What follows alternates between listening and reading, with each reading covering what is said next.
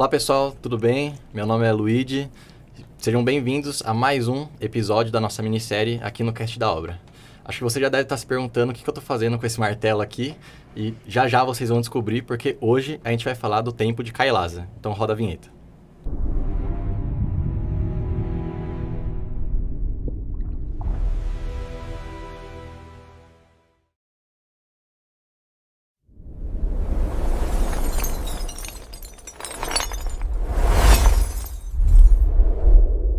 Então, antes de a gente começar, eu gostaria de, primeiramente, agradecer o pessoal que veio aqui. À minha direita está o Alexandre, na minha frente o Theo e a Nalane.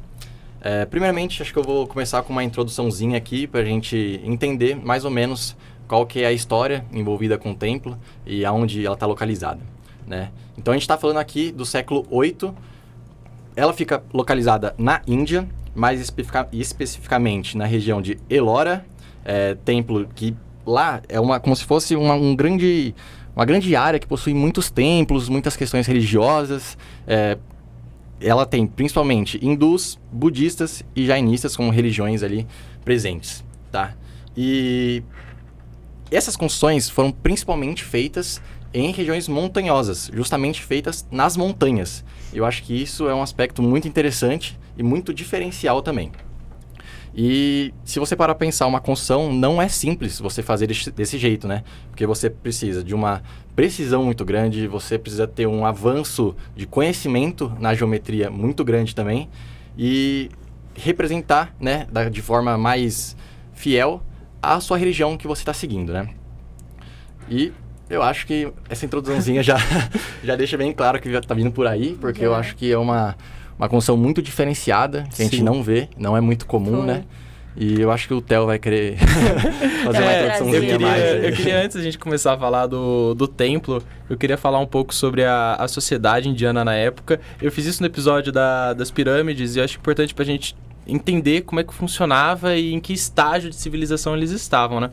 A gente fala do declínio do Império Romano e a sociedade indiana não era a Índia, ela era formada por vários reinos que também entravam em conflitos e também tinham trocas culturais. E a gente fala de uma sociedade que tinham universidades, eles tinham conhecimento sobre matemática, astronomia, física, tinham universidades para o próprio estudo das construções. Então, eles estavam bem avançados, eles eram uma referência naquela época.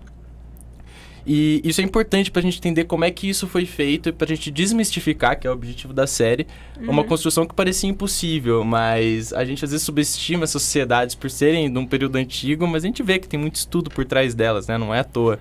Então, além de impossível, acho que é bastante audácia, né, da sociedade da época. Mas... Tipo, eles esculpiram um morro de basalto, né? Você tem que ter força de vontade, né? Tem que ter força de vontade. Muita organização. Tem que ter alguém pra falar, não, vamos fazer isso. Tem. Então, e tipo, você percebe pela imagem que ficou uma obra bastante precisa, bastante simétrica também.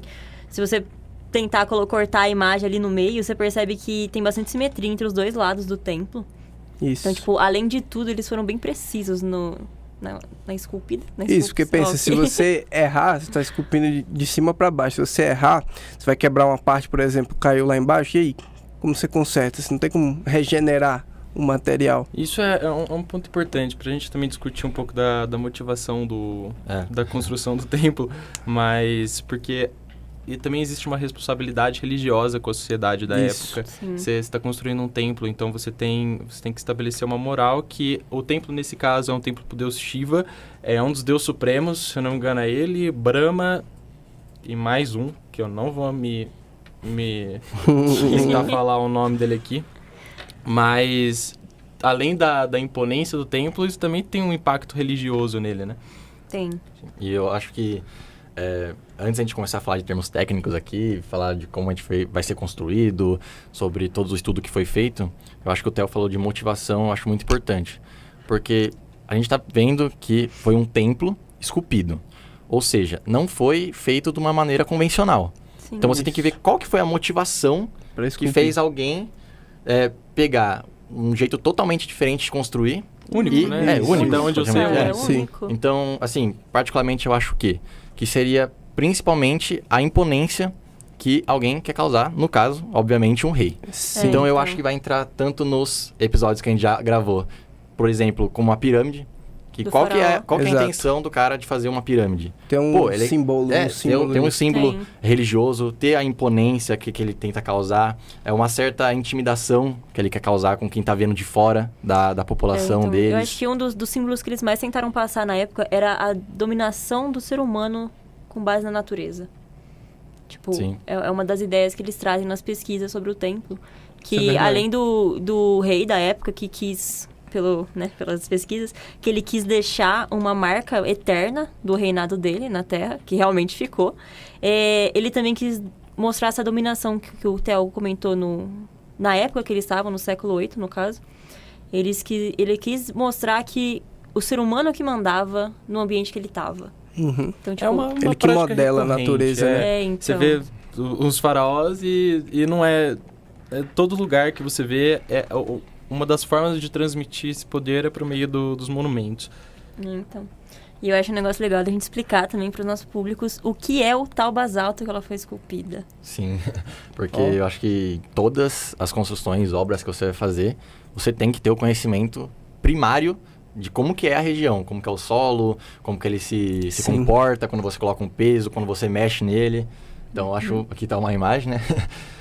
Muita gente Vamos. pula o estudo do solo, mas precisa fazer.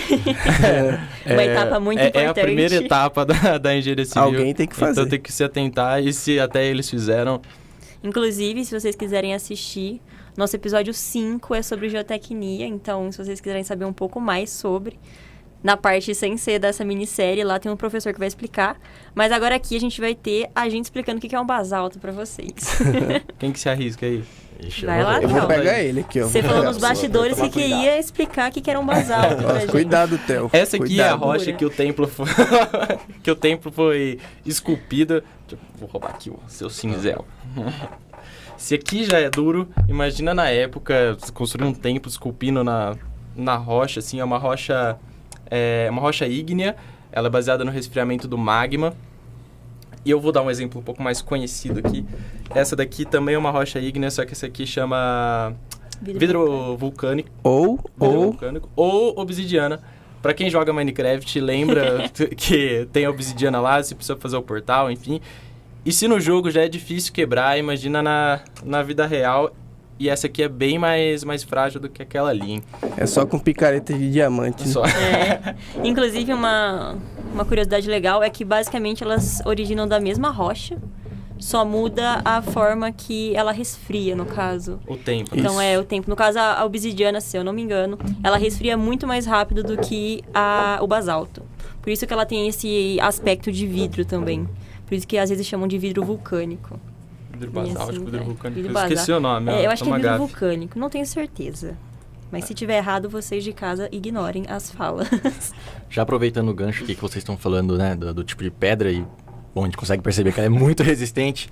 Você imagina, naquela época, não tendo as ferramentas que a gente possui hoje, como dinamites, Isso. motores e etc. E você conseguir fazer uma obra desse tamanho, fazendo apenas a utilização de... Por isso, já a explicação, porque eu trouxe um martelo, você vai utilizar martelo, utilizar Picareta. cincel, que infelizmente a gente não tinha, O não cinzel tinha um vai ficar cinzel. faltando. Infelizmente a gente não tinha cinzel, eu trouxe aqui para representar. Você ter apenas picaretas também. Então, se o Alexandre Cinzel, puder me é. ajudar aqui. Exatamente uma falta de um cinzel, ele é maior do que isso aqui, obviamente. Ele tem essa ponta um pouquinho mais achatada e afinada, justamente para você conseguir esculpir a rocha. Então imagina você fazer uma obra disso só pegando o seu martelo, perdão, sai do microfone, você pegando o seu martelo e fazendo batidinhas, ou se você quer uma precisão um pouquinho menor, você pegar uma picareta. Então acho que é muito, muito dificultoso e tem que ter uma especialização muito grande. Eu vou aproveitar que você falou de especialização e para trazer também para discussão a questão da organização do trabalho na Gerente obra, de obra. Mas a sociedade não, o grupo de trabalhadores que que trabalharam na construção do templo, eles eram especializados e eles eram divididos pela função. A gente tem indícios de que veio gente de outros reinos, tipo os intercambistas, Nossa. que sabiam mais para ajudar na construção, para você ver o quão especializado tinha que ser aquele trabalho. E na época, tudo bem, tinham universidades, que nem eu falei, por causa dos projetos, mas a maioria do conhecimento era passado de pai para filho, eram artesãos realmente. Sim. E vale ressaltar também que não foi do dia pra noite, demorou várias gerações para construírem o templo completo, né? Então, tipo... Muitas vezes o pai trabalhou, o filho trabalhou e nenhum deles viu o templo. Nossa, e aí, tipo, foi passando de geração para geração, inclusive o conhecimento que o Theo falou que eles traziam, tanto o pessoal de fora quanto da própria sociedade ali, da comunidade. Então, tipo, ele sabe, vou ensinar meu filho que vai trabalhar aqui, também vai aprender e assim vai indo. Eu queria também dizer que, complementar o raciocínio sobre esse negócio dos intercambistas, né? Eu falo isso porque a arquitetura do templo, ela é característica de uma sociedade que fica no sul da Índia, onde está longe do templo, então você vê que tem a influência de outros povos, de outros grupos, na própria construção, assim, na nossa cara. Então não dá pra gente falar que... Por isso que eu disse que a sociedade tinha um contato, intercâmbio cultural. E um negócio legal também é que ela não está completamente acabada. Então, tipo, pelas pesquisas, tem alguns lugares do templo e algumas rochas que elas não estão completamente esculpidas. E também essa foto atual, ela não é teoricamente o templo original, porque, se eu não me engano, ele era colorido no início. Acho Ele que com tinha tempo cores. também, né? Então, tem bastante tempo. Eu só vou pegar certinho as cores aqui. Eram vermelho, azul, branco e dourado. Olha, Nossa, mas imagina que tristeza que devia ser você nascer, aprender, crescer aprendendo, pra chegar, trabalhar e não terminar. Não terminar. E nem ver, né? Nem ver. Teve gente que nem viu. Comentar esse negócio das cores, eu vi que fui um pouco atrás, porque pelo menos na minha cabeça, a sociedade indiana valoriza muito a questão das cores, né? E eu fui procurar se isso era de trás, fazia tempo que tinha essa questão na cultura deles. E eu descobri que as cores para a sociedade, elas representam elementos da natureza, representam partes, princípios deles. Então, cada cor significa alguma coisa. Por isso que muita cor também, para dar um impacto, para ter o mesmo impacto de uma construção monumental que a gente estava falando antes. Então... Eu acho que, puxando já de novo para um termo um pouquinho mais técnico... Só um minuto, corrigindo, não é princípios, eram energias vitais. Tem 2 nomes, Rasa e Shakti. É isso. Eu não me arrisquei a falar o nome, não. Deixei ali. É difícil. É difícil.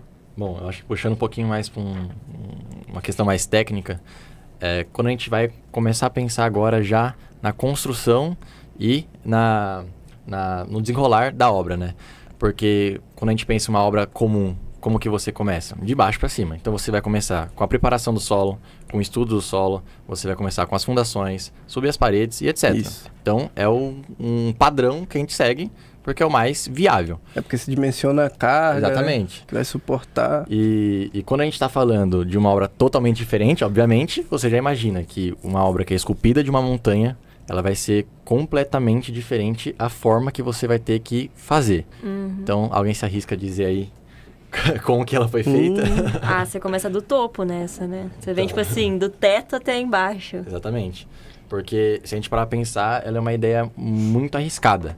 Porque a partir do momento que você começa a construir de cima para baixo, você tem que ter uma precisão nas ações que você está fazendo muito grande. Porque qualquer errinho que você tem é praticamente como posso dizer? Incorrigível, uma sentença. Né? Você tipo acaba... dominó. acaba isso. Exatamente. Aqui, é mais uma prova. Você compromete a estrutura, isso que eu estava Isso tentando. passou por um projeto, é algo pensado, não é algo feito na hora ali, porque você tá começando pelo telhado, né? Você está começando pelo topo. Então, você precisa saber como tá do topo até embaixo antes de começar. É outra prova de que existiam sim projetos, era organizado. E eu também vou trazer aqui que a construção, ela segue um conjunto de... É como se fosse umas normas ABNT rudimentares, que aqueles povos chama Vastu Shastra. Meu Deus. Eu acho que é isso. mas são os tratados que, sobre arquitetura, eles comentavam sobre orientação solar, ventilação cruzada. Era impressionante. Temas que hoje até hoje são discutidos, conforto térmico. Então, tinha um padrão para aquilo. Tinha estudo para aquilo. É impressionante o nível que eles estavam naquela época. E voltando também que o local e a rocha que eles escolheram também é muito boa. Tipo, o basalto em si, para construir o templo que eles quiseram. É difícil de esculpir, como tinham explicado aqui no começo, mas ele em si é uma rocha muito boa e resistente. Muita vantagem, né? É muito vantajoso. Inclusive, falando dos basaltos, não há, se eu não me engano, muitos vestígios do basalto que foi retirado dele. Sim. Né? No caso, tipo assim, eles estimam que foi tirado 200 mil toneladas, alguma coisa assim. 200 a 400 mil toneladas. E 200 a 400 mil. Não tem, tipo, reservas lá do lado, ou então próximas, que acumulam esse basalto. Só pra galera entender, é como se fosse uns 20 mil caminhões aí truncados de entulho. Nossa, muito. Pra vocês entenderem o nível do tanto dessas toneladas aí de material. Uma obra material pra comum, caceta. você tira da pedreira, você leva para sua casa e você constrói. Isso foi o contrário. Eles tinham tudo que eles precisavam, praticamente. Não é tudo, né? então. Mas tinha a maioria. O material estava lá já. Tava lá, né? Precisava tirar. E Pra onde foi, né? Então, pelo que eu vi, tem 3 teorias existentes. Isso. Né, que eles reutilizaram a pedra para construir na comunidade ali, ao longo dos séculos, outras coisas.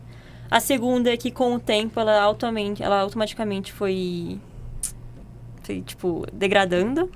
E aí, a terceira é que eles nunca paravam o transporte. Então, eles foram espalhando a pedra aí pra longe. Eu, pessoalmente, imagino que ela deve ter sido reutilizada aí dentro da sociedade. Porque, né, um pessoal que fez esse nível de projeto, que tava pensando desse jeito, pô, não acho que eles iam só deixar o material jogado, né? Ali.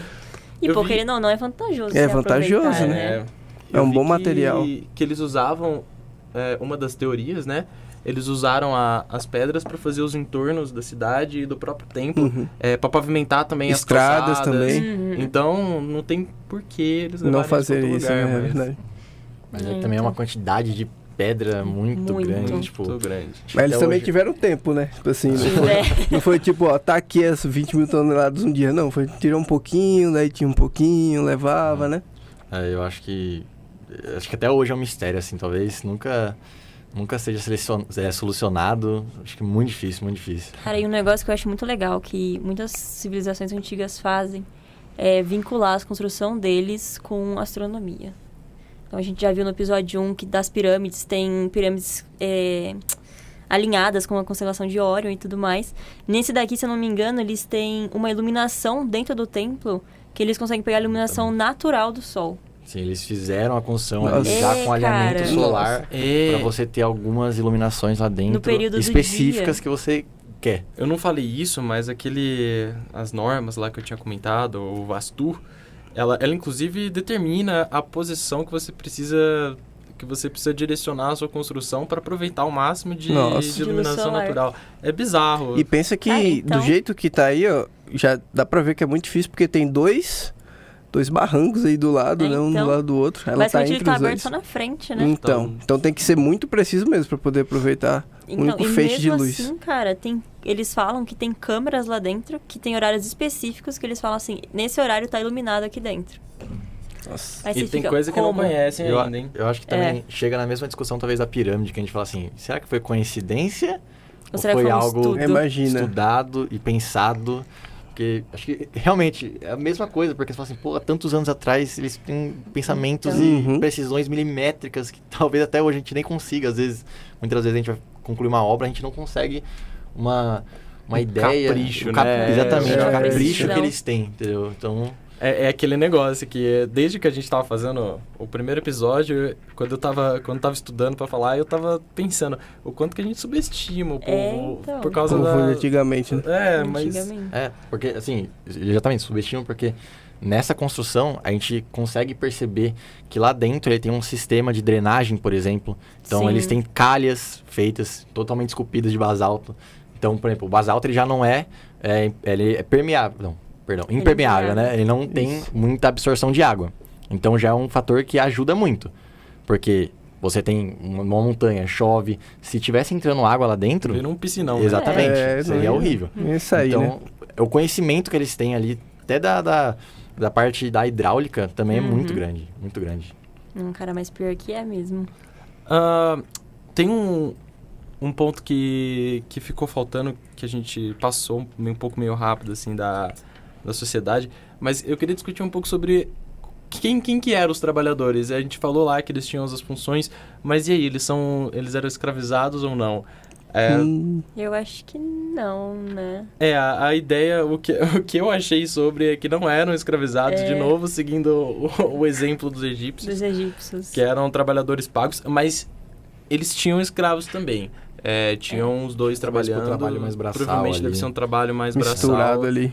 Mas, poxa... Eles já sabiam que tinha uma certa organização. Então, quem era o escultor, quem que fazia tal função. Então, acho que essa separação também já indica um pouquinho que não Com tem certeza. totalmente... Porque aí eles já separam com cada especialidade que Sim, a pessoa sim. tem ali, né? O cara não tem, vai tirar o material, vai levar pra algum lugar. Vai lá você, sem carro, sem, sei lá, camelo, cavalo, sei lá, que não tinha. Na Índia. Nossa, coitado dos caras que ficaram sei só lá. pegando o Não basalto. tem, vai nas Tem costas. elefante esculpido dentro do templo. Tem... Cara, Então. esculpiram um elefante Eu no tava basalto. lendo, ouvindo... Isso aí é uma cultura da minha cabeça, mas... falar... tem aí, inclusive. Aí, ó. Mas falaram que os elefantes eram proporções reais. Sim. Então, Nossa. quero ver quem que mediu, né? Mas pra Pô, botou Se o você amiguinho chegar do lá lado. e já ver o tamanho que tá... Ele chamou o pet dele e falou, para aqui que eu vou te medir. Então, É Mas assim que coisa de funcionou. maluco. E você vê que eles se preocuparam também com a parte da estética, né? Não Sim. é apenas, Sim. eles fizeram a parede, fizeram o chão. Não, eles se preocuparam com estética. Tem ali, ó, um exemplo. Olha. Olha a Nossa. quantidade de detalhes, né, nos pilares, nas paredes, tudo mais. Provavelmente indicando alguma crença religiosa, né? Tem algo sobre a acústica também, né? Tem. Que ele foi projetado para ter uma acústica específica. Ele tem... são sons sonoros, se eu não me... São sons suaves. Sons no decorrer. suaves. Tipo, não é um local que você dá eco, por exemplo. Não é um teatro, mas não é um anfiteatro. Ele é meio que... Ele existe uma acústica planejada ali pra não ser uns sons absurdos, entendeu? Então, além de tudo, tem um estudo de uma acústica ali dentro. Nossa, Além da legal, estética. legal também é a simetria, né? Porque Sim. simetria, quando você tá construindo tijolo por tijolo, é fácil, né? 2 tijolos de um lado, 2 tijolos do outro. Mas quando você tá tirando, caraca, Não, ainda verdade. mais no olhômetro, né? Então. E além de tudo, você percebe pela imagem que ainda dá pra ver os elefantes também, que, tipo, são diferentes. Sim, Cada um tem uma característica. Tem um Exato. pequenininho lá no fundo, ali perto do Luigi, ó. exato. E aí vai indo. É muito legal a gente, essa série, porque a gente consegue não só estudar a estrutura, mas o quanto que uma obra de engenharia civil reflete pra gente sobre a sociedade, Sim. que era o objetivo deles na época. Não era, quando eles construíram, não era pra ser uma curiosidade pra daqui 1000 anos, entendeu? Não. Era pra eles realmente mostrarem o quão avançados eles estavam. E é um livro de história em pedra. Então, olha a quantidade de coisa que a gente consegue tirar só analisando esse tipo de E coisa. além de tudo também, vinculando com a engenharia que você trouxe, são obras muito duradouras. Como, por exemplo, hoje em dia a gente planeja as coisas para durar no mínimo 50 anos. Você tá falando de alguma coisa aí de séculos passados, entendeu? Tipo, hoje a nossa estimativa para fazer uma manutenção em algo é de 50 anos ali. E aí você entra e vai, tipo, tá tendo um perigo, a gente pode mudar, ou então alguma coisa. Cara, o negócio tá em pé até agora. Perdeu em a base cor alta. só, né? Então, Quando às vezes você faz uma obra, você faz já um tempo de vida que ela vai ter então. que ter. isso. E já pensando que a partir de certo momento ela já não vai ser mais utilizável, né? Você já vai ter que... Tipo assim, a gente não tá falando que tá totalmente completo, que não Não, tem sim. estabilidade e tal. Sim. Mas é algo que, comparado com atualmente, ele tem muita estabilidade do que as coisas que a gente usa, né? São outros princípios. Que aí Outros muda também a princípios, questão do outros fator valores. orçamento, né? Que hoje em dia a gente tem orçamento, então a gente acaba tendo que dimensionar com base no orçamento também o que vai usar para construção. E às vezes nessas estruturas barato não antigas não era barato, né? Mas aí o faraó, o imperador falava, ó, vai sair, vai ter que sair. E o que manda, você que faz. Vai ter que sair, né? É bem Pega aqui, assim, cara. aumenta o imposto. Infelizmente, hoje em dia, o dinheiro manda muito nas obras que a gente faz. Uhum. Muito. Uma coisa que eu acho muito interessante nessa obra também, é que acho que pelo fato dela ser esculpida, eu acho que ela tem praticamente muitas informações dentro dela. Então ela tem marcas de ferramentas que foram utilizadas, eu acho que a gente consegue já perceber todas as técnicas que eles utilizavam, porque, por exemplo, quando a gente fala das pirâmides, às vezes é um mistério até hoje a forma como que foi construída. Eu acho que quando a gente vê essas obras e vê todas as marcas dela, parece que ela realmente foi, simplesmente falando aqui, parece que ela foi marcada em algum lugar, né? Sim. Parece que ela foi marcada, pegaram essa montanha e marcaram ela ali. Cara, é um lugar muito bom. Muito bem escolhido, né? A dimensão, a gente olha, a gente não acredita. A gente pensa, a gente não acredita. A gente vê o basalto, aí sim que a gente acha que é mentira. Se não existisse, eu ia falar que não Você tem que cutucar o basalto na sua prova de geologia pra descobrir que é um basalto. E você ainda não acredita que eles descobriram um negócio desse. E eu ouvi falar também que, às vezes, a gente vê essas fotos mais da área externa, só que na parte interna, além do que a gente consegue ver, ainda tem como se fosse pra dentro, assim, da pirâmide. Não sei dizer exatamente como que é, mas assim, tem a parte interna da pirâmide. Então, ainda essa parte mais externa que a gente consegue ver, que tem todo os pilares, paredes, tem a parte de baixo da montanha que ela se mantém, assim. Então, caverna, né? Exatamente. Essa então, é uma coisa que eu queria saber mesmo, até quanto tem essa região interna e o quão grande ela é, se tem, sei lá, um andar, entendeu? Em cima. Na verdade, eu acho que eu vi alguma informação, posso estar muito enganado, mas eu acho que ela não foi explorada totalmente ainda. Não, eu acho que não. Eu acho que eu vi a informação, posso estar louco aqui, mas Não, quase mas eu acho que certeza. não. Inclusive na foto, aquela principal que a gente tava vendo, você consegue até ver que ainda existe bastante da montanha de basalto. Eu vi gente entrando lá na foto, daí eu fiquei curioso. Isso é. Quer ver? O Júnior vai colocar pra gente de novo. Aí dá pra gente... Aí, ó, galera lá, ó. Não, mas se você olhar bem, ó, tem uma lateral bem grande. Talvez E ali se atrás você olhar lá também. direitinho lá, ó, tem parecendo um... Nossa, tem coisa... Então. Tem coisa aqui, Então ó. você consegue perceber que tá... Nossa. Então, Aparenta ter uma entrada aqui subindo esse caminho aqui também, ali em cima. Então. Ó, aqui, ó. Esse templo aí, ele é o ápice da engenharia e da arquitetura do povo que eu não sei quem é o povo que construiu especificamente. Mas já existiam muitos templos, o Luiz falou no começo, existiam muitas construções religiosas que também são impressionantes, mas tudo aquele conhecimento acumulado, a tentativa e o erro, resultou nisso. Então, faz sentido ser assim. Eu acho que com a foto aqui vai dar pra explicar um pouquinho melhor o que eu quis dizer, né? Que a gente já pensa, quando você olha essa imagem, você pensa, é só isso daqui, né? Então tem a parte interna ali, você já consegue perceber a grandiosidade, que é só essa parte da frente, comparando com as pessoas ali. Mas você percebe que lá no fundo, ó, é um espaço que tem totalmente lá dentro ali. Então. E se for explorado ali, acho que a gente consegue ver muito mais coisa, muito mais significado, mais religiosidade. Pra mim já é muito, muito doido, porque pensar em área interna, daí você tem que pensar muito na estrutura, né? Então. Porque se for só área externa, ainda é mais tranquilo de ser, Pô, imagina, igual, tipo, eles foram tirando de cima pra baixo, beleza? Você tirou, você tá descendo. E a área interna eles não tiraram de cima. Então, eles, além de esculpir, eles estavam entrando embaixo de uma pedra que eles acabaram de esculpir. Então, o perigo. O perigo de cair na cabeça. Então. Fiquei curioso aqui, eu não sei, agora que eu vi, será que é conectado? Bom, enfim, então. Um dia eu vou lá. Talvez ali na dia eu vou parte lá. interna seja conectado, né? Você traz uma lembrancinha pra gente fazer um vídeo. Eu vou trazer outro basalto lá. Aliás, agradecer ao departamento de geotecnia Obrigado, da escola, SGS. por fornecer o material aqui pra gente. Material pro nosso cenário. Sim. E só pra finalizar aqui, eu acho que eu queria fazer uma pergunta pra vocês, que vendo tudo que foi feito aqui, qual que vocês acham que é o maior ensinamento que essa obra dá pra gente, que deixa aí como legado? Eu vou manter bater na minha tecla de novo, de que não é pra subestimar um povo porque eles são da antiguidade, que a gente tem esse senso comum de achar que a gente tá anos-luz à frente, mas não. As bases do nosso conhecimento técnico-científico são deles, então valorizem esse tipo de obra. Seguindo a mesma linha do seu raciocínio, eu acho também que não achar que tudo que a gente tem hoje em dia é melhor do que antes. Ou então, o que você descobriu agora é o que vai funcionar. Eu acho que tem muitas técnicas que eles não estudaram ainda de antigamente, ou então não veio ao conhecimento do público, que funcionam, existem, mas que a população ainda não sabe. Então, eu acho que é algo que deve ser estudado pelos pesquisadores. De, por exemplo, como que você faria um negócio desse atualmente. Entendeu? Sim. Eu acho que não é uma estrutura que seria feita atualmente. Então, Mesmo com as nossas tecnologias. Então, pra mim, eu acho que entra o quesito determinação quando eu olho nisso daí. Mas apesar de que a gente já falou que alguns trabalhadores talvez fossem escravos, outros foram pagos também, mas para mim, a pessoa nascer e crescer, volta naquilo, sem saber se vai terminar, quer dizer, muitas delas já sabiam que não ia terminar, né? Já olhavam e falavam, isso daí vai terminar só depois, mas mesmo assim eles trabalharam até o final, desde o início e com capricho, sabe? Isso. Hoje em dia as obras duram 4 anos, o povo já acha muito. Então. Imagina desse, que passou de geração para geração. As casas de papelão. De papelão. As nossas ainda não são de papelão. São de Brasil. tijolo e concreto. Bom, gente, acho que é isso. Infelizmente, nosso episódio chegou ao final. Já gostaria de agradecer ao Theo, a Nalane e o Alexandre. Eu que por agradeço. ter apresentado aqui comigo, tá?